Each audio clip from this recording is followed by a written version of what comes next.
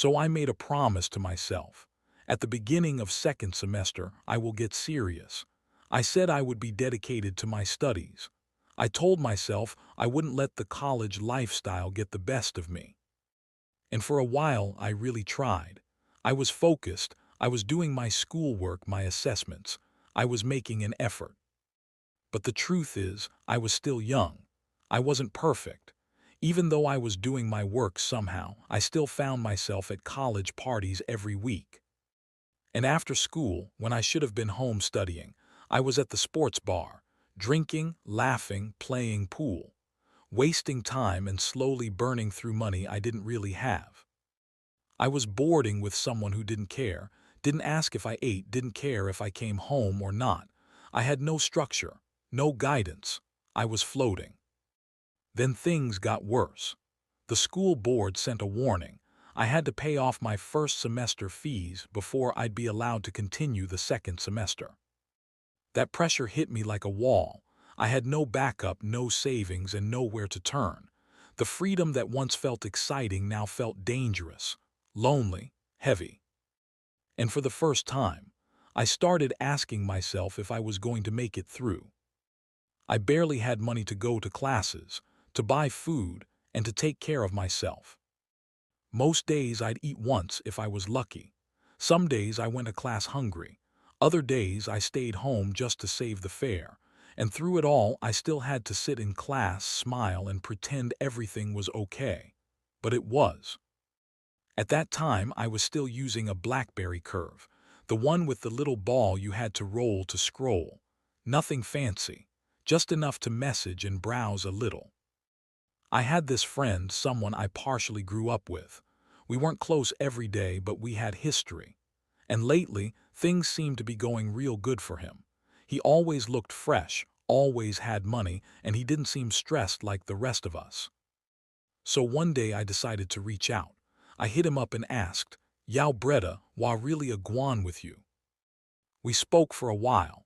He told me he had met a Canadian woman on BBM and she fell in love with him. She even came to Jamaica, married him, and started the process for his Canadian citizenship. He said she took care of him, sent him money every weekend, made sure all his needs were met.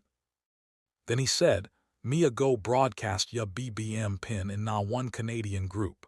Just be cool, be friendly, and one day ya might find ya match too." It sounded crazy, but I didn't have much to lose, so I told him go ahead. After he broadcast my BBM pin, a few women started adding me. At first it was just random convo, small talk, flirting, nothing serious. But after a while I narrowed it down to two of them. That's who I kept talking to the most. Thing is, I was only 18 years old at the time.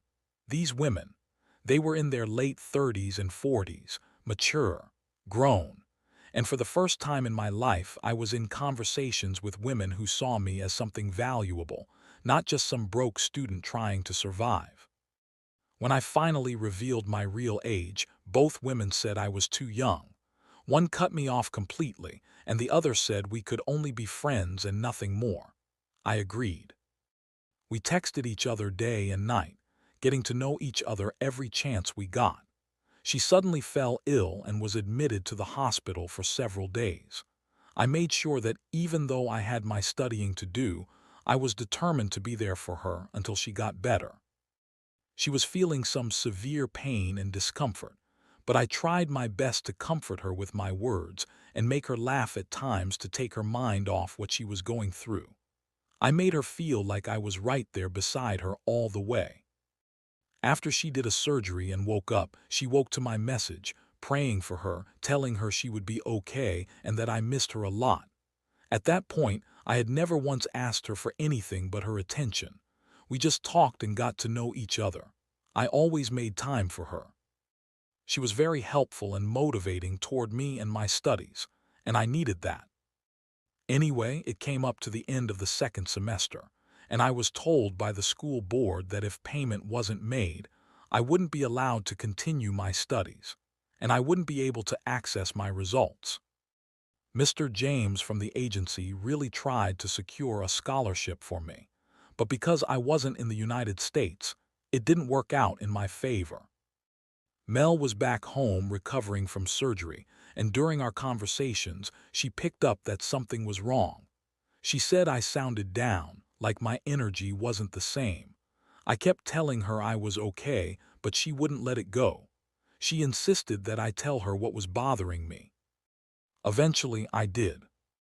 I told her everything, how I was struggling to pay my fees, how I might not be able to continue school, how I was barely surviving and trying to keep it all together.